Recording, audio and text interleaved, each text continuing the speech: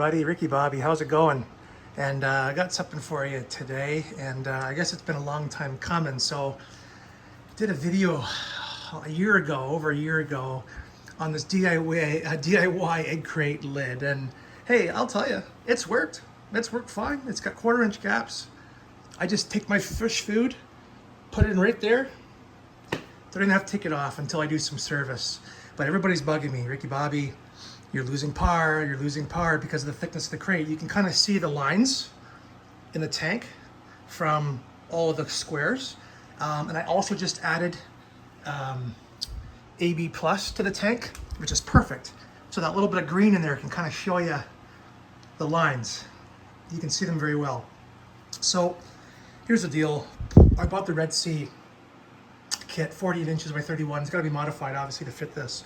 So originally I was going to work with Crack and Reef, and when they decided that when they thought I was Canadian, they said no more. They didn't want to deal with me because of the border. So that's fine.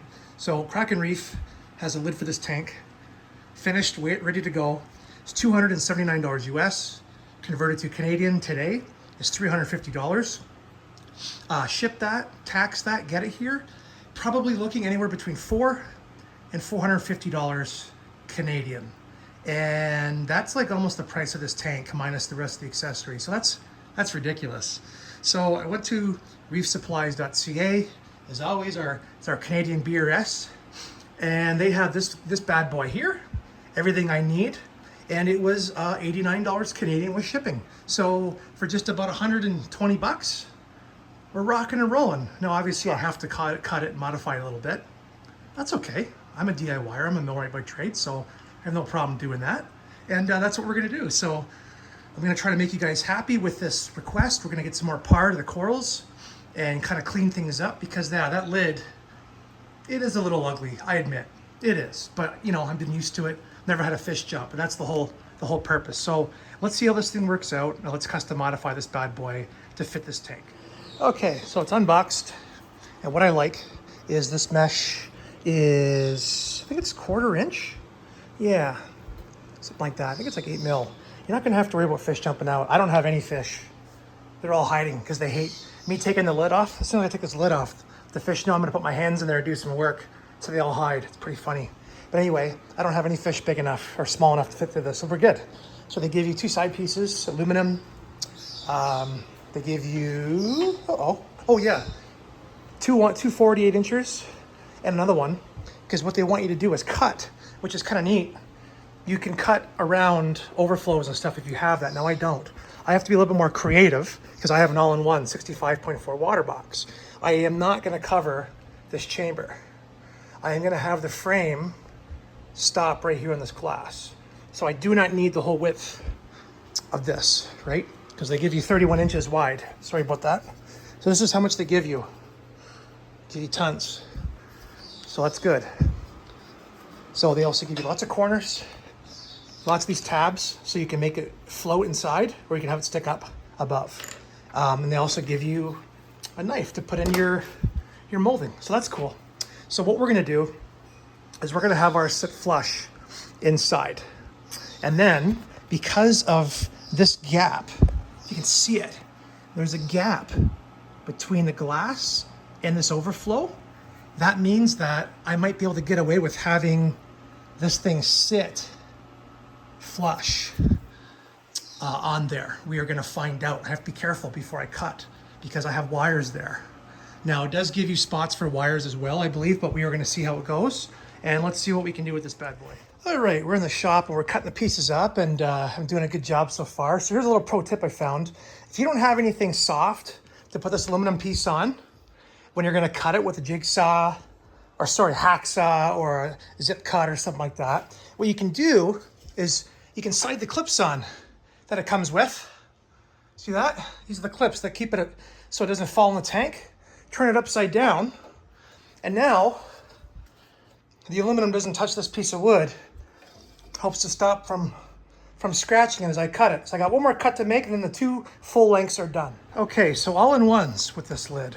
This is a little bit more different and unique than a standard aquarium. So I have 2 Neros on each side of the tank with 2 wires that come out, and they go under this ledge. There's a ledge right here this piece of the overflow sits lower than the tank level. So in order for them to fit without lifting the back of this whole mesh screen up, I have to put this part here, see if you can see this, about, we'll say an inch back, which is okay. The fish aren't going to get in there. But what it does is it allows the cords to go over the ridge and underneath the frame. So now I just need to figure out how much I want. But as you can see here, same thing. So that's how I'm going to do it. That's how it's going to stay flush. And that's how it's going to hide the cord. And you won't even know anything from looking at the top. Not at all. It should look really good when I'm done this. Stay tuned. Okay, the frame. Oops. The frame is done. The hard part is done, kind of, I hope. So, my trick of putting the screen back a little bit further from this edge worked. The lid sits flush and allows the wires from the power heads to clear. Now, you're gonna say, well, blocks a skimmer. Yeah, no big deal. Take the lid off and take the skimmer out to give it a cleaning. That's not a big deal at all. I mean, I clean a skimmer once a month, so that's nothing. So as you can see, oops, I'm a tradesman and like to do things right. So what I did was I put 2 of these clips on the side to help support this side here, since there's nothing on this side to hold it. Like I said, it's a all-in-one tank. A little bit harder to do because it's not a, because I have so much stuff in the back. But I'm super stoked. I cannot do a center brace. Don't need one for a 4-foot tank, really. But because I have a light in the center right now, I'm not going to do it. Could change that someday if we change the lights up, but I doubt it. So we're going to do it. We're going to put the screen on next, and hopefully it's not a mess and saggy, but we'll see how it looks. So stay tuned. Okay, so here's the before, just to show you guys, to remind you again. This is the before of this lid. Okay, and the finished product.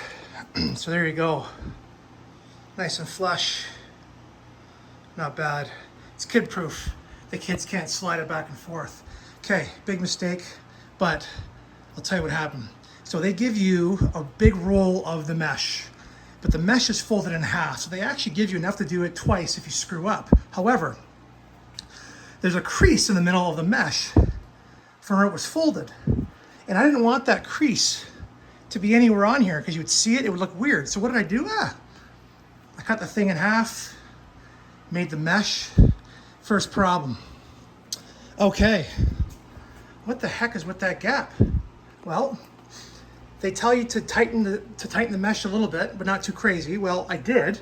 Barely was tugging on it, and it tugged on it in the middle just enough that it's bowed it.